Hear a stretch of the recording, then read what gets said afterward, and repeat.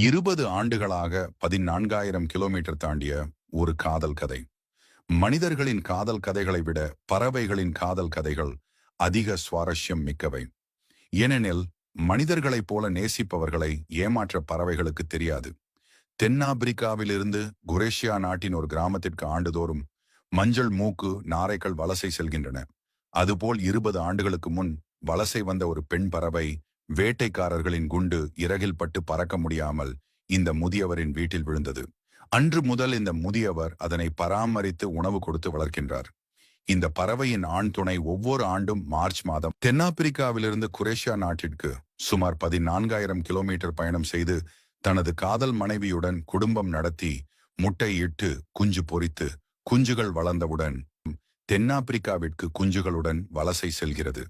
அடுத்த வருடம் மார்ச் மாதம் வரை பெண் நாரை தனது இணைக்காக காத்து கொண்டிருக்கின்றது.